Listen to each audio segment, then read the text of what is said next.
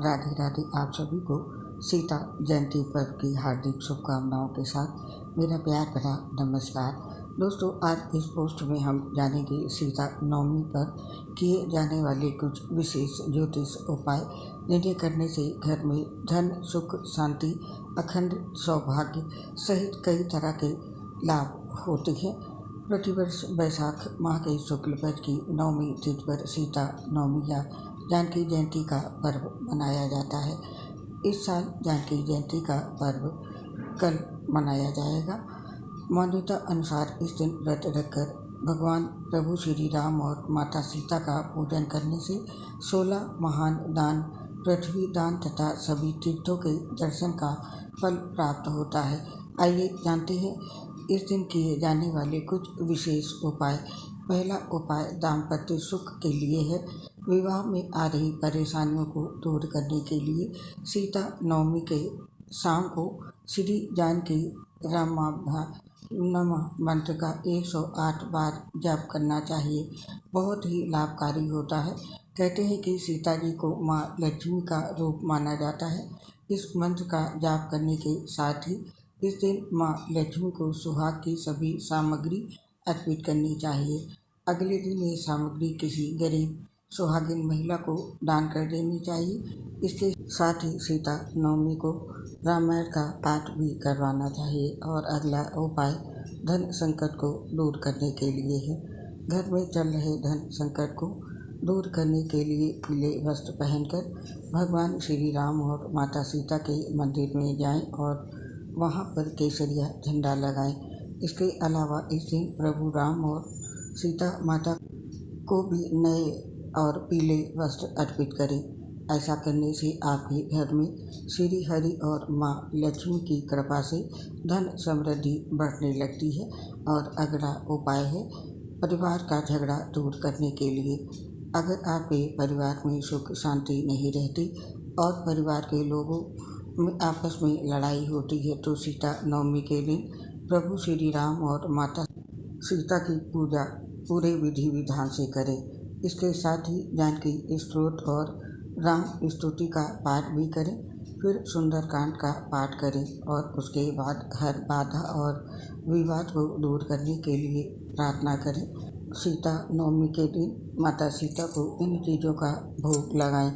सीता नवमी पर पूजन करते समय श्री सीताय नमः और श्री सीता रामाय नमः मंत्रों का जाप करें। इसके साथ ही भोग में पीली चीज़ों को अर्पित करें और उसके बाद माता सीता की आरती करें।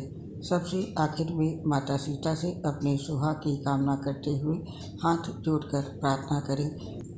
और मनोकामना पूरी करने के लिए और कष्टों को दूर करने के लिए सीता नवमी के दिन जानकी स्तोत्र, रामचंद्राष्टकम, रामचरितमानस आदि का पाठ करने से सभी कष्ट दूर हो जाते हैं।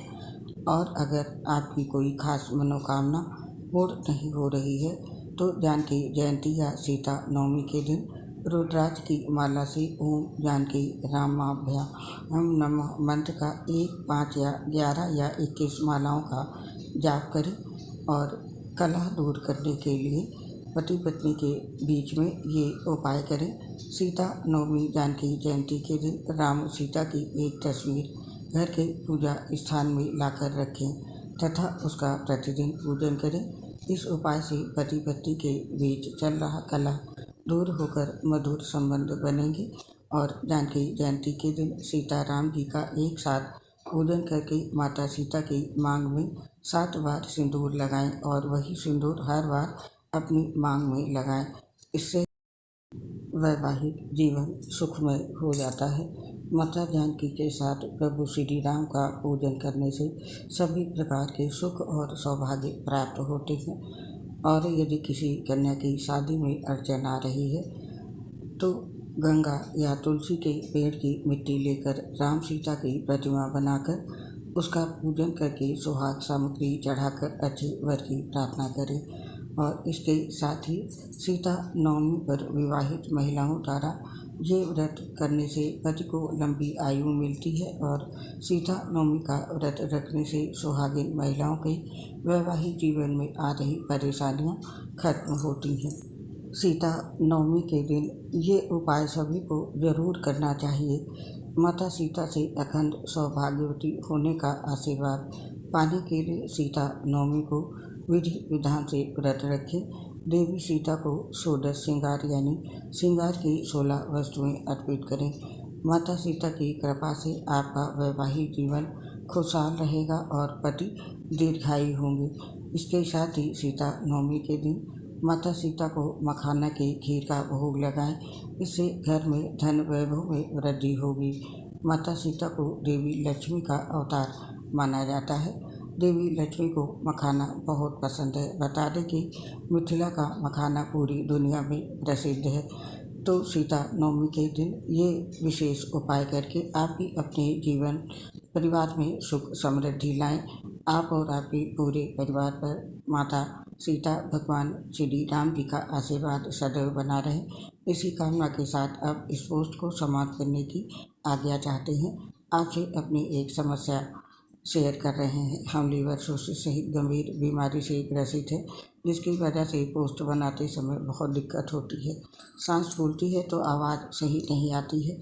तो दोस्तों, इसके लिए हमें क्षमा कर दें और अपना सहयोग हमारे साथ बनाए रखें। उम्मीद करती हूँ आप सभी हमारा साथ अवश्य देंगे। इसके लिए आप सभी साथियों का हृदय से बहुत बहुत धन्यवाद। जय श्री राधे कृष्ण, राधे राधे। सियावर रामचंद्र की जय।